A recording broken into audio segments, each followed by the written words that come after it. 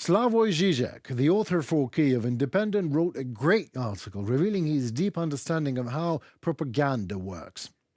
Let me quote almost in full this article for you, as I find this article an absolutely comprehensive explanation. Mr. Žižek writes that he occasionally enjoys podcasts explaining the secrets behind well-known magic tricks of any propaganda, the three-shell game, mentalism, and levitation.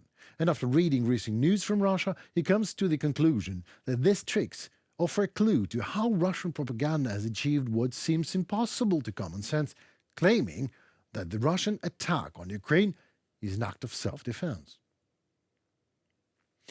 The standard explanation for magic tricks is that they usually rely on at least two different strategies, combining them to produce the desired effects, and Russia is doing exactly the same. The Russian government approved a list of 48 foreign states and territories accused of implementing policies that promote destructive neoliberal ideological attitudes which contradict traditional Russian spiritual and moral values.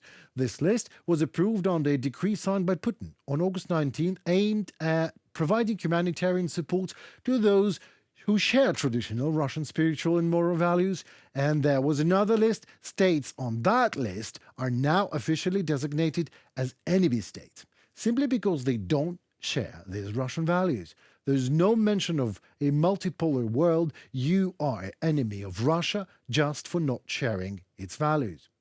Oddly, North Korea and Afghanistan are included on this list, but Russia isn't being deceptive. Its respect for traditional values aligns with North Korean and Taliban ideology in rejecting the European Enlightenment as the ultimate evil in history. The conflict is thus elevated to a metaphysical religious level. Beneath all the talk of a new multipolar world lies the vision of a total war to the extinction of two opposites. When religion directly enters politics, the threat of deadly violence is never far behind.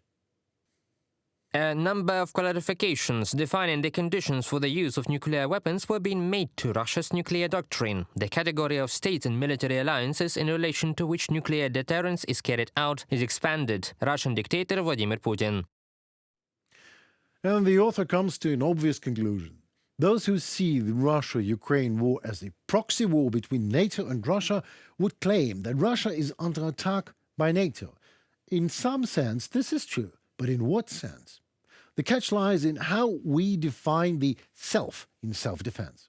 If I occupy land that isn't mine and declare it mine, like parts of Ukraine, and if the land or people there resist, I can claim that my actions to crush them are in self-defense. And so, abra propagandabra, click, massacre in Bucha all of a sudden turns into self-defense. Tortures and rapes and executions turn into Ukrainian-made fakes to discredit Russia. European and American sanctions turn into imperialism against Russia. All the war post-Soviet Putin's regime waged Chechnya, Georgia, Ukraine, click, turn into a liberation crusade against rabid Western imperialism. That is, Russian propaganda does not just lies. It turns the truth upside down, killing, robbing, destroying entire nations in the name of the empire.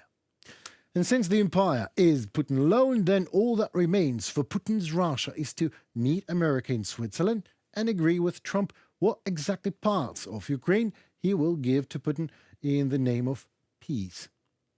Well, hear that? Putin is already calling Mr. Trump. All that remains is to pick up the phone.